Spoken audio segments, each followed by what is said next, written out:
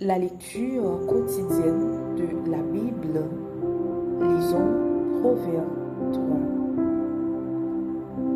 Mon fils, n'oublie pas mes enseignements et que ton cœur garde mes préceptes, car ils prolongeront les jours et les années de ta vie, et ils augmenteront ta paix.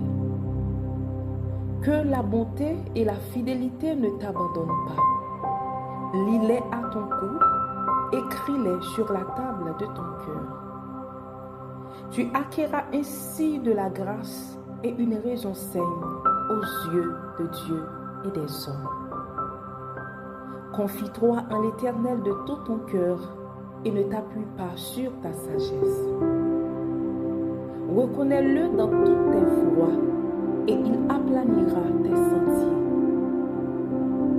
Ne sois point sage à tes propres yeux, crains l'Éternel et détourne-toi du mal.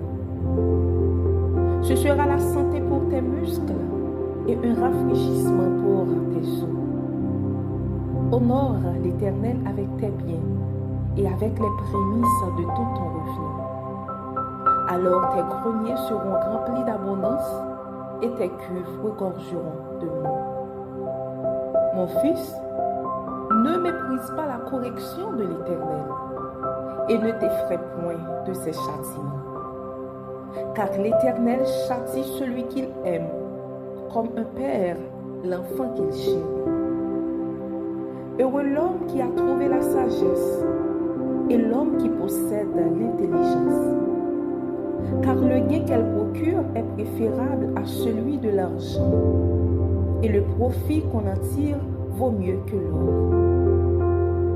Elle est plus précieuse que les perles, elle a plus de valeur que tous les objets de prix. Dans sa droite est une longue vie, dans sa gauche la richesse et la gloire. Ses voies sont des voies agréables et tous ses sentiers sont paisibles. Il est un arbre de vie pour ceux qui la saisissent et ceux qui la possèdent sont heureux. C'est par la sagesse que l'Éternel a fondé la terre, c'est par l'intelligence qu'il a affermi les cieux.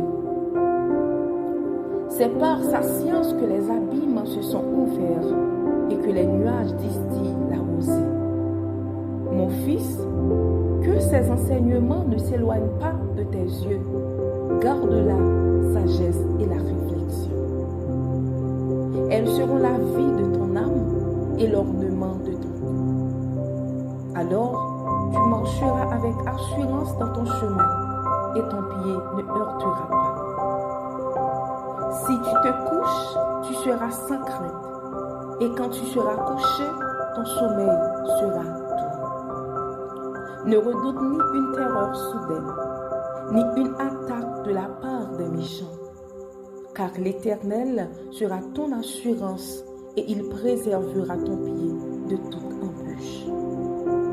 Ne refuse pas un bienfait à celui qui a droit, quand tu as le pouvoir de l'accorder.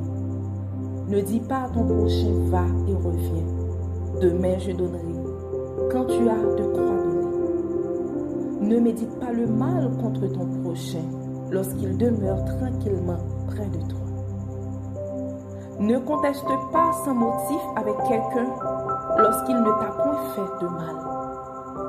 Ne porte pas envie à l'homme violent et ne choisis aucune de ses voies. Car l'Éternel a en horreur les hommes pervers, mais il est un ami pour les hommes droits. La malédiction de l'Éternel est dans la maison du méchant, mais il bénit la demeure des justes.